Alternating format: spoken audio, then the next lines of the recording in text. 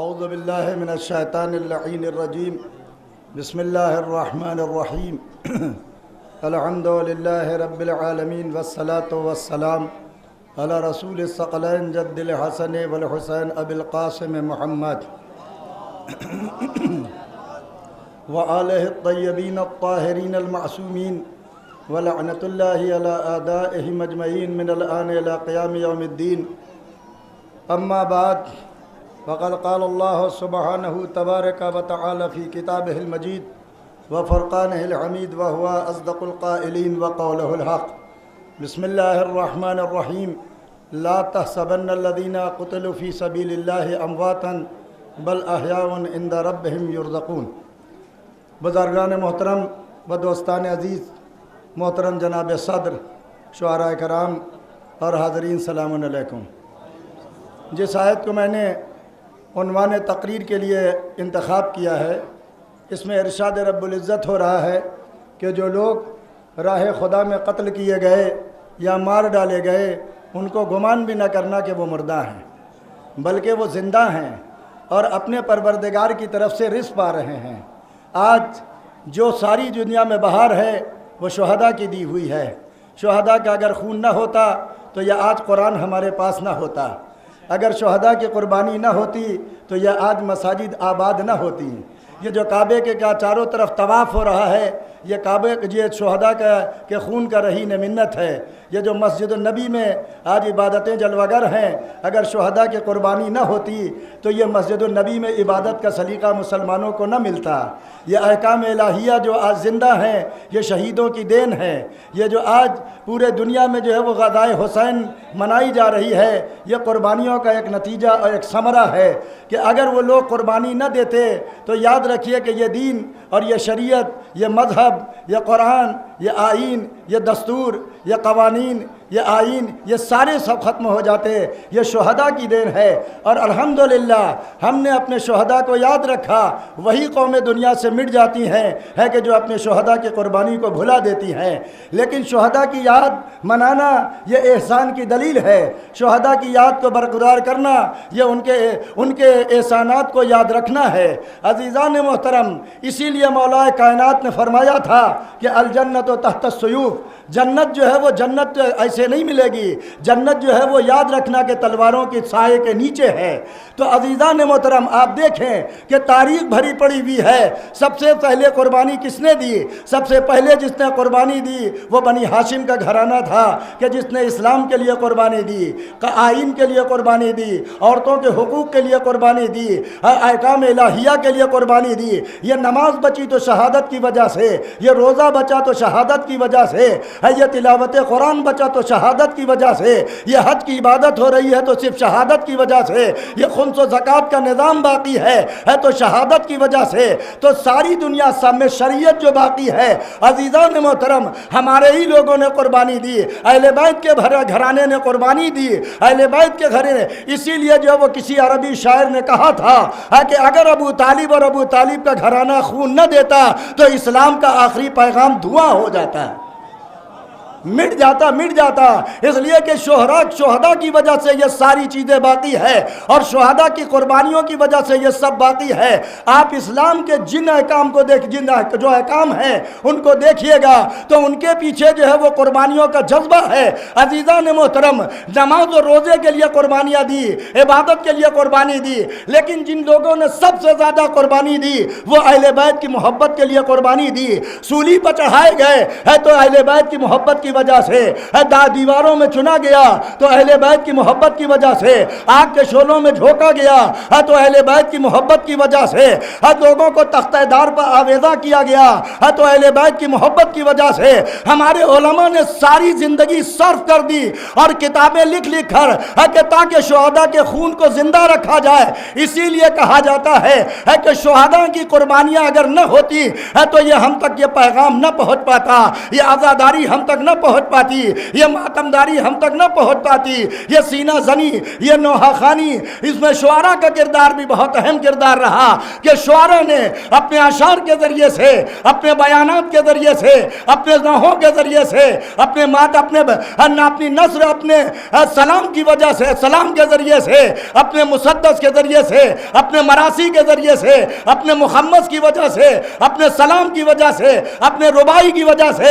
شہادت کو زندہ رکھا۔ عزیز و شہداء کو یاد رکھنا ہمارا فریضہ ہے، اس لیے کہ ہم اس احسان کا بدلہ یہی دیتے ہیں۔ جس شہید کی بارگاہ میں آپ بیٹھے ہیں ہے کہ یہ قاضی القضات قاضی نور اللہ شستری علیہ الرحمہ نے ولایت علی کے لیے قربانی دی، اور اتنی بڑی قربانی دی کیا کہ پہلے انہوں نے دفاع اہل بیت میں ایک حق الحق جیسی کتاب لکھ کر کہ دشمنوں کے چہروں سے نقاب ہٹا دی، اور اسی جرم میں ان کی زبان جو ہے وہ گدی سے کھینچ لی گئی اور ان کو خاردار دروں سے قتل کر دیا گیا، لیکن انہوں نے تقیہ نہیں کیا، انہوں نے اپنی جان کو بچانا مناسب نہیں سمجھا، بلکہ انہوں کو جب ان کو گرفتار کر کے لے جایا جا رہا تھا تو انہوں نے ایک اٹکری اٹھائی اور اس پہ لکھا کہ انی مغلوب رب انی مغلوب فانتصر، پالنے والے دشمن مجھ پر غالب آ چکا ہے، تو میری مدد کر۔ تو وہ اٹکری جب واپس آئی تو اس پہ لکھا ہوا تھا کہ ان کنت عبد فاصطبر، اگر تو میرا سچا بندہ ہے تو جو ہے وہ صبر کرو۔ تو معلوم ہوا کہ پروردگار نے وہی واضح کر دیا، ہماری بارگاہ میں جو شہادت دیتا ہے ہم اس کو حیات ابدی دے دیا کرتے ہیں۔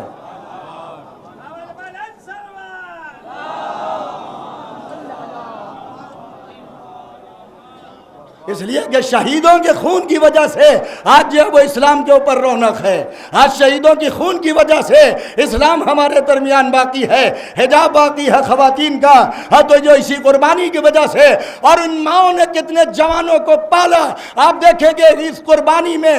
صرف مردوں کا ہی ہاتھ نہیں ہے، بلکہ تاریخ کربلا اٹھا کر دیکھ لو کہ جس میں 9 مائیں ایسی ہیں کہ جنہوں نے اپنے گود کے پالوں کو دے کر اور اسلام و شریعت کو بچایا۔ تو معلوم ہوا کہ قربانی میں عورتوں کا بہت بڑا کارنامہ رہا ہے، اور اس کے بعد جنہوں نے زندہ رکھا تو مردوں کے شانہ بشانہ جناب زینب جیسی شخصیت تھی کہ جس نے اپنے بھائی کی قربانی کو باقی رکھا، جس نے اپنے بھائی کی شہادت کو دنیا تک پہنچایا۔ آج اگر زینب کی قربانی نہ ہوتی، اگر جو وہ زینب کا ایثار نہ ہوتا، اگر ام کلثوم کے خطبات نہ ہوتے، اگر زینب کے بیانات و تقریریں نہ ہوتی تو کوفے میں یزیدیت بے نقاب نہیں ہو سکتی تھی، یزیدیت شام میں رسوا نہیں ہو سکتی تھی۔ تو انہی لوگوں نے قربانیاں دے کر شام کے اور حاکم شام کو اور غاصبان حق اہل بیت کو رسوا بھی کر دیا، اور اہل بیت میں قربانی دینے والوں کے ناموں کو زندہ بھی کر دیا۔ تو عزیزان محترم، ہمارا فرض ہے کہ ہم اپنے شہداء کا احسان مانیں اور اپنے شہداء کو نذران عقیدت برابر پیش کرتے رہے، اس لیے کہ شہداء کی قربانی پھر وہی کرنا پڑتا ہے کہ اس قربانی کو مٹانے کے لیے دنیا نے درہم و دینار خرچ کر دیے، درہم و دینار کا جو ہے وہ انبار لگا دیا۔ کہتے نہیں ہے کہ بنی امیہ بنی عباس نے پوری طاقت جھونک دی، اپنی دولت کی طاقت، اپنی حکومت کی طاقت، اپنی افرادی قوت، اپنے لشکروں کے ذریعے سے، لیکن اس کی ایک مثال دیتا ہوں میں ہے کہ جیسے آپ نے دیکھا ہے کہ دریا کے دونوں طرف باندھ باندھے جاتے، توجہ سے سننا، آخری لمحات کے جو جملے ہے کہہ رہا ہوں کہ دریا کی دونوں طرف جو وہ باندھ باندھے جاتے ہیں، لیکن آپ نے دیکھا ہوگا کہ جب دریا میں طغیانی اور سیلاب اور روانی آتی ہے تو یہ بندھوں میں درار پڑ جاتی ہے، اور جب بندھا ٹوٹتا ہے تو کہیں غریب کا جھوپڑا ڈوبتا ہے، کہیں امیر کا محل ڈوبتا ہے، کہیں سرمت مندوں کے قلعے ڈوب جاتے ہیں۔ عزیزو بس یاد رکھو، اسی طریقے سے اہل بیت کی قربانی اور اہل بیت کے فضائل کو روکنے کے لیے ایک باندھ بنی امیہ نے باندھا تھا، ایک باندھ بنی عباس نے باندھا تھا، لیکن یہ فضائل و کمالات اہل بیت کا جب دھارا چلا اور یہ بنی امیہ اور بنی عباس کے باندھ ٹوٹے تو کہیں بنی امیہ کا تخت ڈوب رہا تھا تو کہیں بنی عباس کا جھوپڑا ڈوب رہا تھا۔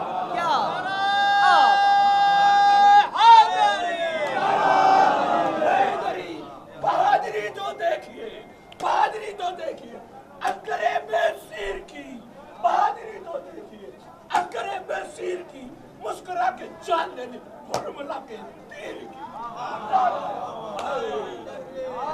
تو یہ ہے قربانیوں کا ثمرہ اور یہ قربانیوں کا نتیجہ ہے تو بہت جہاں، لیکن ہمارے شہداء نے اور ہمارے مصنفین و مقررین نے اہل بیت کی قربانیوں کو باقی رکھا۔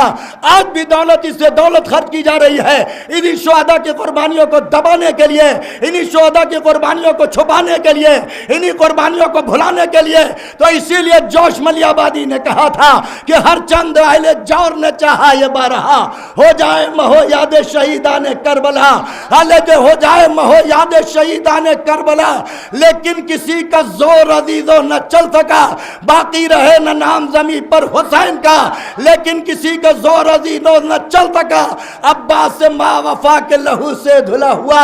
اب تک حسینیت کا ہے پرچم کھلا ہوا۔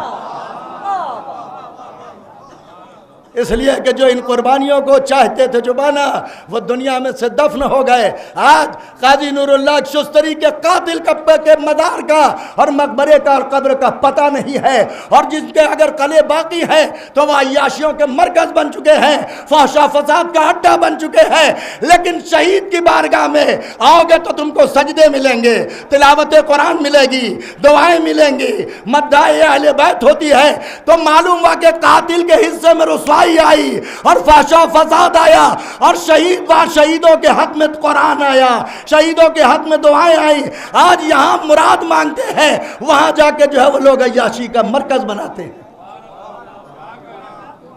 تو یہ قربانیاں کبھی نہیں ختم ہو سکتی، اس کے لیے کیا دنیا نے نہیں چاہا، اور اسی لیے پانی بند کیا، اسی لیے ان کے اوپر جو ہے وہ پابندیاں لگائی۔ تو اسی لیے جوش ملیح آبادی نے کہا تھا کہ تاج نے آل محمد پر جو روکا پانی، تاج نے آل محمد پر جو روکا پانی، اور پیاس کے ابر سے یوں ٹوٹ کے برسا پانی، اور بے دھڑک قصر حکومت میں در آیا پانی، ہو گیا سر سے شہنشاہ کے اونچا پانی، اور تاجداری میں اورنگ نگی ڈوب گئی، آسمان سے جو لڑی تھی وہ زمین ڈوب گئی۔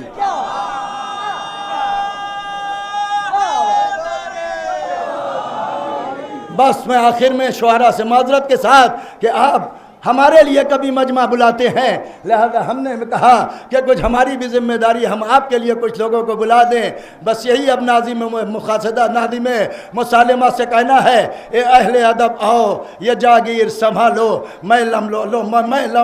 مملکت لوح و قلم چھوڑ رہا ہوں۔